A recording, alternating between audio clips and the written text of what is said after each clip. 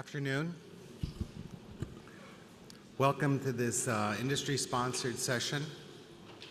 I'm Michael Pinsky, and along with my colleagues, we hope to give you an interesting presentation on the various aspects of oxygen delivery in the critically ill, probably one of the most important issues on resuscitation. The overall context of this presentation will be 4 lectures. Each one will be about 20 minutes in length so that we stay within time. If we have time available, we will allow you to ask questions because we'd like this to be interactive if possible, but there are so many people in the room that might be hard. Now, for those of you in the back, there are seats available at the front. Okay? Well, I'm going to start with the first talk, and that is the importance of oxygen delivery in the acutely ill. And this inherently may seem obvious to you, but in fact, it is very important. First of all, why do you want to measure cardiac output? Doesn't make any sense. Cardiac output varies with metabolic rate. No one in this room has a fixed cardiac output. If your cardiac output's 5 liters per minute or something, I don't care. Cardiac output will vary with metabolic rate, and if it doesn't, you're in heart failure. So, threshold values are useful. If the value is quite low, then we know, for example, in heart failure patients or with hemorrhagic shock, we know that the ability to maintain tissue perfusion will be compromised, and you'll also have a higher incidence of infection. But does knowing cardiac output improve the diagnosis and treatment or outcome from critical illness? Well, many years ago, Bland and Shoemaker looked at patients who had cardiac output measured, and they calculated the oxygen transport, which is the cardiac output times the arterial O2 content, that their patients spontaneously had on their own based on just looking at those values in their critically ill people in the ICU. And what they found is that patients who had a low oxygen transport tended to die, and patients who had a higher oxygen transport did better. And I am absolutely sure that if you were to repeat this study today in your intensive care unit, you would find the exact same results. And that is, patients who are sicker and have lower oxygen transport spontaneously will die more often than those that can't. But the question really isn't that, but if I then artificially increase the oxygen transport with fluid resuscitation, inotropes, etc., will I in fact improve outcome? They had a threshold value of about 450 mLs per minute per meter squared as the threshold value, and then they talked about survival levels, the supernormal at 600. Well, when we think about oxygen delivery, we have to go back to the various components of the physiologic equation that determine that, and they are cardiac output times arterial O2 content. And arterial O2 content is due to hemoglobin and the arterial saturation, which you can estimate from the PO2. And there is a certain small amount of the, there's a certain small amount of oxygen that's dissolved in the plasma that I ignore. If you wanted to increase oxygen delivery in your patient and they have profound anemia, giving hemoglobin will improve it. If you want to increase oxygen delivery and your patient has profound hypoxemia, giving oxygen will improve it. However, in both cases, the amount of improvement is limited to, at the most, 25%, whereas I can double cardiac output in 30 seconds. And thus, if I wanted to determine the one parameter that I could acutely change in patients to increase oxygen transport, it would be cardiac output. I'm not trying to say that O2 saturation and hemoglobin are not important. They are very important. But the one that can get me the most bang for the buck is cardiac output. Okay. Susanna Loba did a wonderful study years ago in which she took patients who were high risk for surgery, and they were also elderly. As I said in an earlier talk today, unfortunately, she misdiagnosed elderly as over 60. But what she did is she looked at control patients who had a reasonable oxygen transport, and she had them compared to a group of patients who had a higher oxygen transport of 600. And what she found was the group that they tried to resuscitate more had less infections, less cardiovascular dysfunction, and less mortality. The important point of this is not that point, but the bottom line. The benefits were seen even when they did not reach their targets of 600 mLs, but the fact that they resuscitated to get the cardiac output up was the beneficial effect. And this is true. There's probably no magic threshold value. She then went on to ask the question, do I just give fluids until I'm no longer volume responsive, or is it the increase in cardiac output that is really doing this? And so she compared those two, and what she was able to show was that in a group of patients in which she could increase oxygen delivery by giving both fluids and dobutamine as opposed to fluids alone, there was a significant decrease in complications as compared to the group that were just given fluids. The most important decrease was the decrease in acute respiratory failure that was seen in those given volume alone. So, can I use this in less sick patients? Well, Nan looked at a series of patients at Duke who had ASA 1 to 3, the relatively healthy patients, more elective surgery, and he was measuring flow-directed therapy. And what he was able to do in their study was to have them have less post-op nausea, which you can infer to mean less gut ischemia, and a shorter length of stay in the hospital.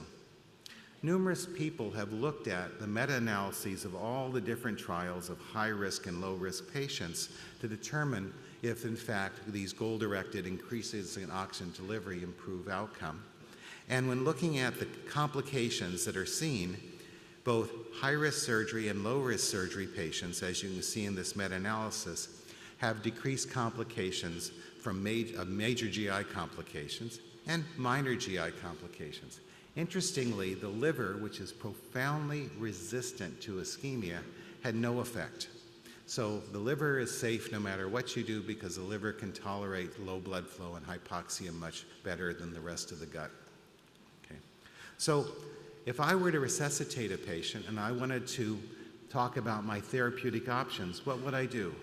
Well, for the arterial O2 content, I need to measure oxygen saturation and hemoglobin. And the treatment, of course, would be to give respiratory therapy for oxygen, PEEP, CPAP, necessary prone positioning, whatever. Hemoglobin would be transfusions. For the cardiac output, it's a little more complex. If you have bradycardia, you would like to increase it. Volume is preload. Contractility is dobutamine, and afterload, if you're hypertensive, you'd give nitrates. And this is the rationale for resuscitating patients using those specific variables in patients who are critically ill.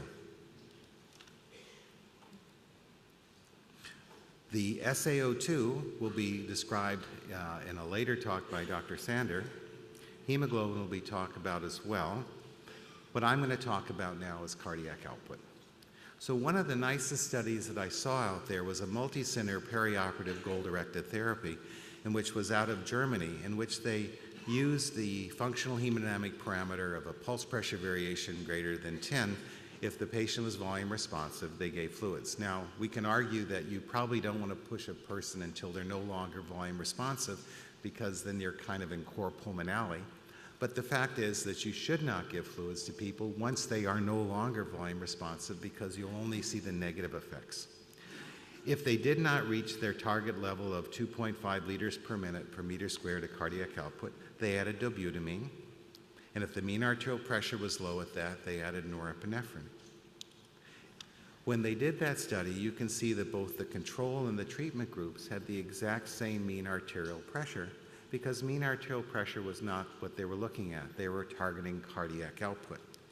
When you specifically look at the number of complications they have, you can see that the total number of complications in the study group was significantly lower than the control group. And the reason for that was primarily in those patients who had bowel surgery. There's always concern about fluid resuscitation in patients with bowel surgery, because if you give too much fluid, you're worried about bowel wall edema and an anastomotic breakdown. But in this study, the patients in the goal-directed therapy of increases in cardiac output with fluid and dobutamine actually had less complications. Okay? So is the magic that I'm talking about just simply the fact that we're doing protocolized care? and not targeting cardiac output alone, because these are controlled trials.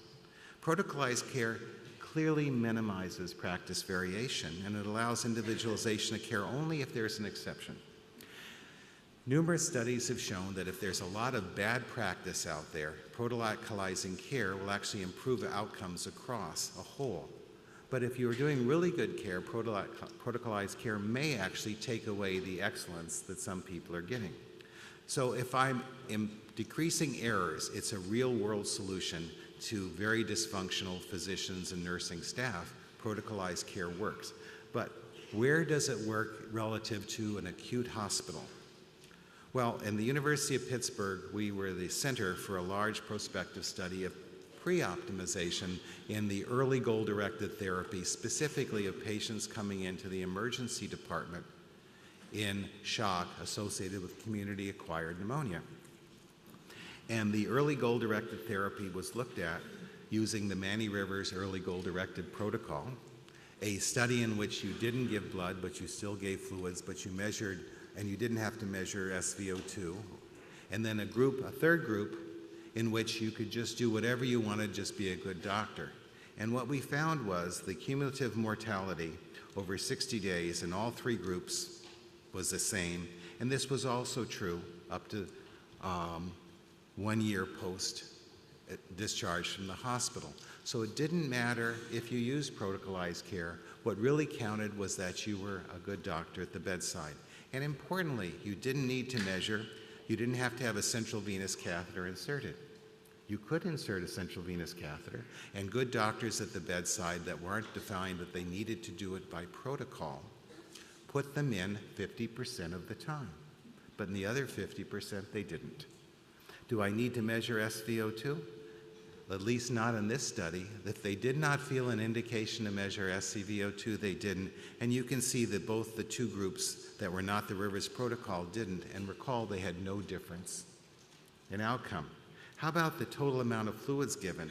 Well, interestingly, the group that didn't have the protocol actually got the highest amount of fluids, but if you were to look at the green, which is the doctors who did what they thought was right, they gave the less amount of fluids. Nobody was using functional monitoring. They were just doing what they thought they would do.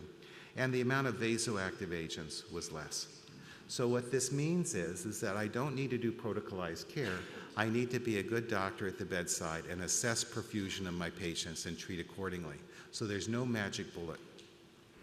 When we look at goal-directed therapy and overall mortality, you can see that even if you take studies that were done pre-management of when they're already sick and they then come to you, overall survival is good, but it's not very impressive. If that same study is then separated out in terms of the meta-analysis into those groups in which the patients were managed early versus patients were managed late, early the benefit is good, late the benefit is not there. So I would say that if you're going to be resuscitating your patients, and you're going to be looking at them with sepsis, or you're going to be looking at them in the operating room, you should be preemptively resuscitating to the point of stability and not be reactive to instability afterwards. If a patient is transferred to your hospital in renal failure with ileus and an ARDS, aggressive resuscitation with high flow will only be associated with the complications and won't be associated with any benefit. But if you see the patient crashing on the floor and they come right to the unit, jump on them and do everything you can to get the flow up, because that patient will benefit. Okay. Pierce, when they finished his study in England of prospective protocolized care, found in their study there was no statistically significant difference in outcome. Even though it was a very well-conducted study, it just missed significance. So the editors of the journal JAMA asked him to then do a secondary meta-analysis of all the studies together and include theirs, because their study had all these patients in it. And what they were able to show is that in patients who were getting protocolized goal-directed therapy, there was a statistically significant decrease in the number of complications, as you can see. Furthermore, it saves money. If you were to talk to your hospital in terms of how much there's improved survival and how much there's increased costs, If you're above this level, you're costing too much and there's no survival. If you're below this level, you're cheaper and you cost less. Goal-directed therapy actually saves hospitals money, and this is the reason why the Public Health Service of England has mandated flow-directed therapy in the management of critically ill people in the operating room. When Andy Rhodes and David Bennett looked at the impact of goal-directed therapy long-term, now they had 15 years worth of study, they were able to show that that initial improvement in mortality that they saw was not a hoax, but it persisted, such that when you look at the control group, just managing the patient intraoperatively, this small little area right here, the first days, continued on for 15 years.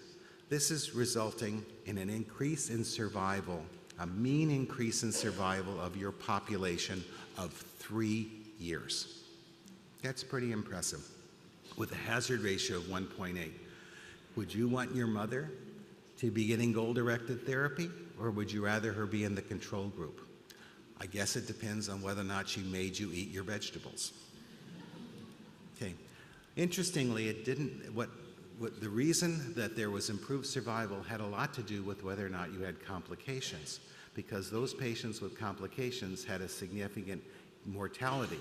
But now the next slide is really important. If you look, any complication was bad, but more importantly, if you were in the protocol group in which I'd done goal-directed therapy, if I got a complication in that group, I weathered the storm. But if I was not in the protocol group, if I hadn't been resuscitated and I got a complication, it was bad. So can you not do protocolized care? Can you not do goal-directed therapy? And will your patient do well? Yes, they may. But if they have complications, the probability to do poorly is very high.